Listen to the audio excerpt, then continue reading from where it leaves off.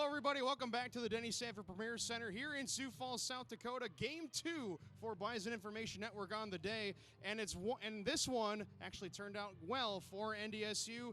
They just beat the NDSU men, just beat ORU Roberts in their semifinal game, 75-69, and they are heading back to the Summit League Tournament Championship game for the second straight year. And that will be seen tomorrow night at 8 p.m. on ESPN2. But let's talk about this game first here that we just walked out of here.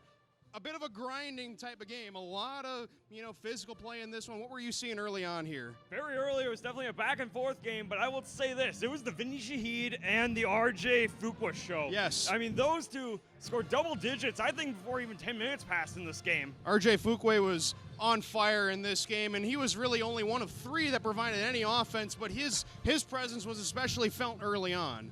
Definitely. I mean, the fact that he scored 12 points, I think within, like I said, the first 10 minutes, that showed how important he was. And also O'Banner, he definitely showed up late. Yes. He was quiet, but he had, I think, the most points, I believe. Yes, 27 points. He had the most points out of anybody, but I think we mentioned this before in our conversation. Before we started recording, you look up and he all of a sudden's got 27 points at the end of the game. You didn't expect that. I mean, like with the way this game was flowing, I'm shooting the highlights for this game. I'm not really paying attention so much to everybody's individual stat line. All of a sudden, O'Banner's got 27, and he had 25 and 10 in this game between these teams last year in the quarterfinals. And I think he had much more of a presence, I felt, in that game. But that just speaks to how good of a player that Kevin O'Banner is, just a redshirt sophomore.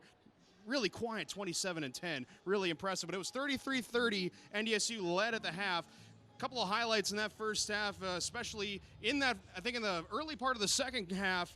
NDSU started to pull away a little bit. They got a 10-point lead in the early stages of the second on a thunderous Rocky Cruiser slam. Well, I mean, they had to take a media timeout after that, I think, because I think they thought he broke the hoop for a second there. And also because NDSU had started on a 12-2 run, and that's not ideal for the Golden Eagles. But as the rest of the game unfolded, I don't think really anybody had an edge the rest of the way, but the Bison just were able to hold that advantage that they had and just barely hang on. It turned into a free throw shooting competition of sorts toward the end of the game, which NDSU, you don't want to get into a free throw shooting competition with them. They've been one of the best free throw shooting teams in the nation for the last couple of years, and Cameron Hunter, who barely made an impact early in the game, he finished it off for the Bison at the free throw line. Let's take a look here, he had 12 points and 10 of them are on free throws, and he made them all, which is kind of important down the stretch if you want to win.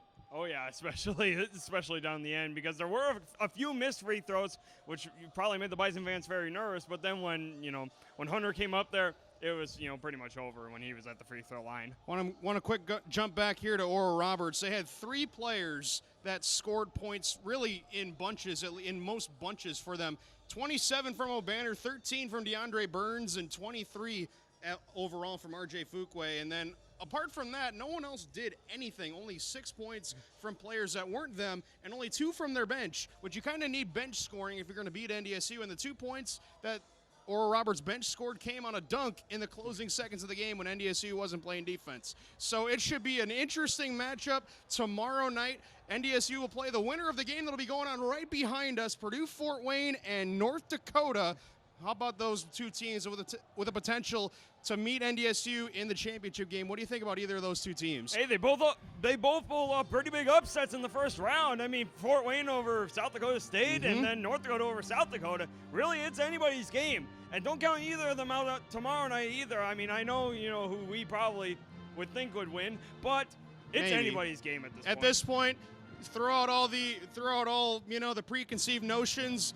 There's a big basketball game that's going to be going on right behind us as this video reaches the airwaves live. We will be right back here tomorrow night with a pregame show covering NDSU and whoever they play in the Summit League Championship game tomorrow night. Again, that's at 8 o'clock on ESPN2. We will see you then.